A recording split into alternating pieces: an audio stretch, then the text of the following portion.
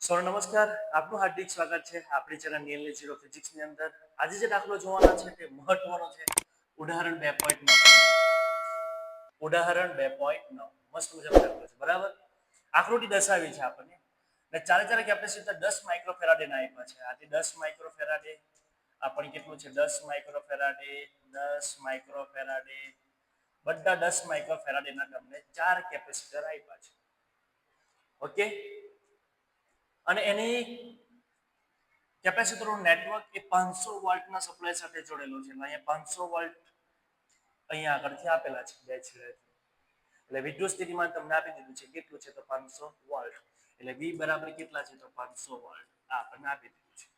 Okay, નેટવર્કનું સમતુલ્ય capacitance શોધવા કીધું છે. ચાલો પહેલી વસ્તુ આપણે શોધી કાઢીએ, પછી બીજી વસ્તુ નહીં કરીએ. બીજી વસ્તુમાં બી ઇઝી કીધું છે કે દરેક કેપેસિટર પરનો વિદ્યુતભાર શોધવાનો છે. બધા કેપેસિટર પરનો આપણે વિદ્યુતભાર શોધવાનો છે બીજા કેસમાં. તો પહેલી વસ્તુ આપણે ફાઇન્ડ કરીએ કે A માં જે કીધું છે એ આપણે ફાઇન્ડ કરીએ. હવે તમે જો તો આની અંદર A B C D એમ તમે જોશો તો બધા કેવા છે? શ્રેણીમાં જેવા લાગે છે. હા ને, જો ડિસાઈડ કેવી રીતના કરવાનો છે કયા શ્રેણીમાં છે અને કયા સમાંતરમાં છે. તો જો અહીંયા આગળ C1 C2 અને C3 તમે જો એકબીજા સાથે કનેક્ટેડ છે. જે એમાં છેલ્લો એટલે પહેલો આપણે જોઈએ તો C1 જે છે એનો એક છેડો બેટરી સાથે જોઈન્ટ છે. C3 છે એનો એક છેડો બેટરી સાથે જોઈન્ટ. એટલે આટલી જે રચના છે એ શ્રેણીમાં એમ કેનો ચાલે. ખબર પડી કે? કેમ કે મેં તમને કીધેલું હતું કે એક છેડો બેટરી સાથે ને બીજો છેડો કોની સાથે હોવો જોઈએ? કેપેસિટર સાથે હોવો જોઈએ. તો એ પ્રમાણનું છે ને અહીંયા આગળ. અહીંયા 3 છે, 1 2 ને 3. એમાં પહેલો ને છેલ્લો જોવાનો. પહેલો જુઓ તો એ બેટરી સાથે જોઈન્ટ છે, છેલ્લો જુઓ એ પણ બેટરી સાથે જોઈન્ટ. આનો બીજો છેડો કેપેસિટર સાથે, બીજો છેડો કેપેસિટર સાથે. એટલે આ 3 શેમાં છે? તો શ્રેણીમાં છે. ઓકે, તો આટલી વસ્તુ આપણને ખબર પડી. એના પરથી આપણે પહેલા એક સમતુલ્ય શોધી કાઢીએ.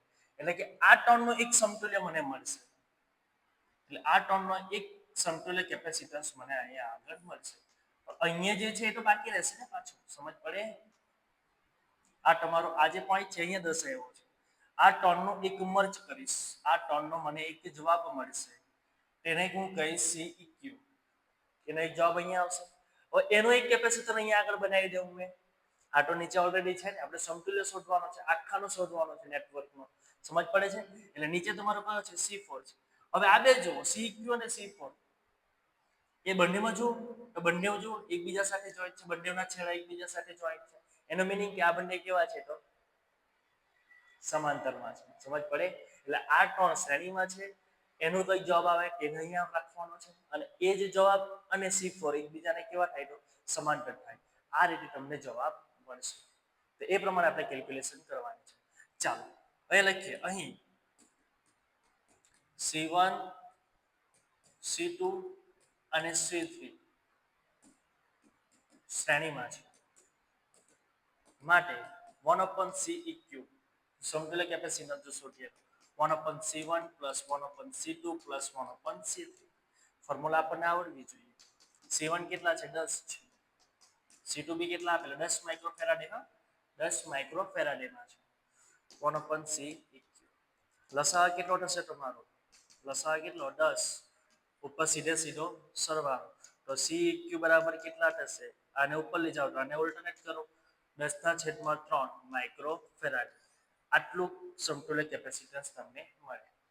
આ 3 બરાબર. ચાલો નેટવર્કનું શોધવું હોય એટલે આ તમને મળી ગયો. આ CEQ કેટલા મળ્યા તમને?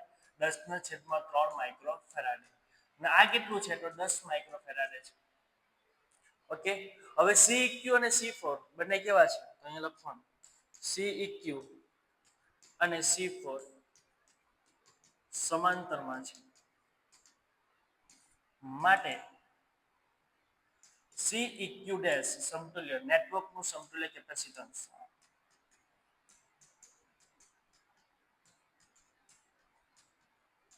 CEQ' is equal to, હવે સમાંતરમાં હોય તો સીધે સીધો શું કરવાનો? તમારે સરવાળો. CEQ કેટલા છે? 10/3. ઓકે, પ્લસ કેટલા છે? C4 કેટલા છે? તો 10. 10/1. ચાલો લસા લઈએ. 10 * 10 30 છેદમાં કેટલા? 3. એટલે કેટલા આવે તમારા? 40/3 માઇક્રોફેરાડ. આટલું સમતુલ્ય કેપેસિટન્સ તમને મળે. એકદમ ઈઝી છે, આવડી જાય ને તમને, છે ને ઈઝી એકદમ. ઓકે ચાલો હવે શું કરવાનું છે, દરેક પરનો આપણે શું શોધવાનો છે, વિદ્યુતભાર શોધવાનો છે. હવે C1 C2 અને C3 જો શ્રેણીમાં હોય તો બધા ઉપર વિદ્યુતભાર કેવો હોય, સમાન. એટલે આ બધા ઉપર વિદ્યુતભાર કેવો રહે, સમાન. પણ વિદ્યુત સ્થિતિમાં બધાના કેવા હોય, અલગ. આપણે થિયરીમાં ભણ્યા છે, આ વસ્તુ આપણને પહેલા ક્લિયર અને કટ હોવી જોઈએ. ઓકે સો C1 C2 અને C3 જો શ્રેણીમાં હોય તો એનો વિદ્યુતભાર ત્રણ કેવો રહે, સમાન રહે. પણ વિદ્યુત સ્થિતિમાન કેવા રહે, અલગ અલગ. તો પહેલા એ ત્રણનો શોધીએ આપણે. C1 C2 અને C3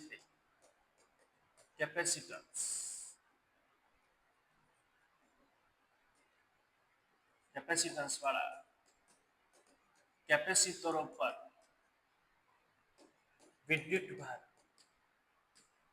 સમાન હોય છે,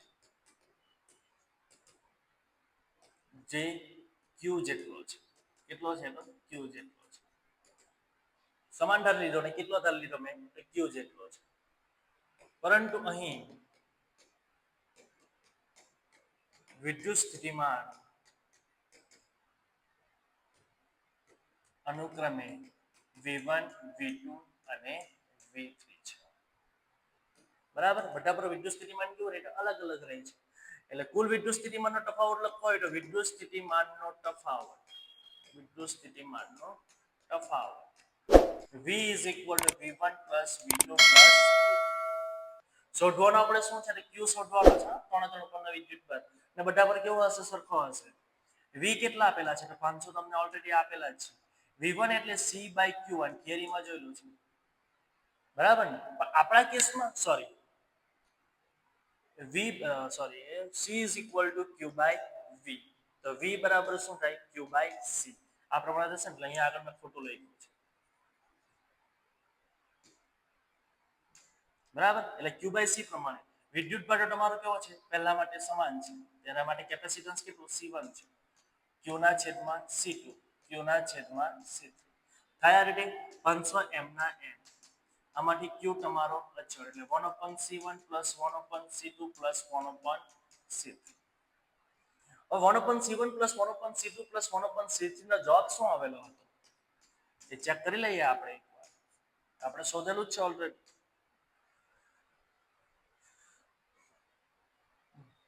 આજે જે જવાબ છે 3/10. હા ને, એને ફેરવવાનું નથી. 3/10 સુધી આપણો જવાબ છે.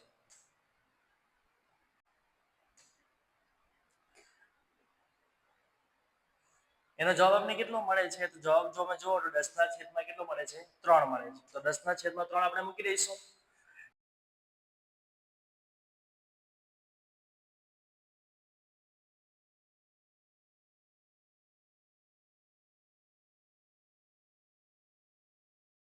એટલે Q બરાબર કેટલા આવશે તમારે, તો આનો જવાબ આવશે 1.7 × 10⁻³ કુલમ.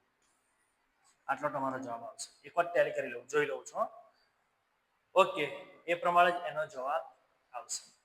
એટલે ત્રણ કેપેસિટર પરનો વિદ્યુતભાર કેટલો છે તો 1.7. એટલે C1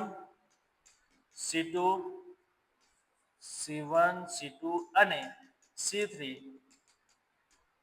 પર વિદ્યુતભાર 1.7 × 10⁻³ કુલમ હશે. ચલો C4 પર કેટલો, તો C4 પર કેલ્ક્યુલેશન કરવા માટે C4 પરનો વિદ્યુતભાર એને કેલ્ક્યુલેશન કરવાનું છે, બરાબર. કેટલો છે તો આપણને ખબર છે સૂત્ર V is equal to Q/C4 થાય. હવે આનો વિદ્યુતભારને આપણે Q ડેશ કહી દઈએ. C4 ના વિદ્યુતભાર પર જે આપણે ધરવાનું છે એનો કેટલો છે તો Q ડેશ વિદ્યુતભાર છે. એના પર કેટલો વિદ્યુતભાર છે તો Q ડેશ વિદ્યુતભાર ને આપણે શોધવાનું છે. તો Q ડેશ બરાબર C4 * V. C4 એટલે કે એ C4 આપણું કેપેસિટન્સ કેટલું છે ચોથાનું, તો 10 આપેલું છે, બધાનું સરખું જ છે, 10 માઇક્રોફેરાડે. V કેટલા છે તો 500. આ 10 માઇક્રોફેરાડે છે. 10 માઇક્રો એટલે 10⁻6. ચાલો, એટલે 5 પર કેટલા મીટર આગળ, 1 2 અને 3 ગુણ્યા 10 ની કેટલી -6. માટે Q ડેશ બરાબર 5 × 10⁻³ કુલમ. આટલો વિદ્યુતભાર હશે. એટલે C1 C2 અને C3 પર આટલો હશે, જ્યારે C4 પર આટલો તમને મળશે.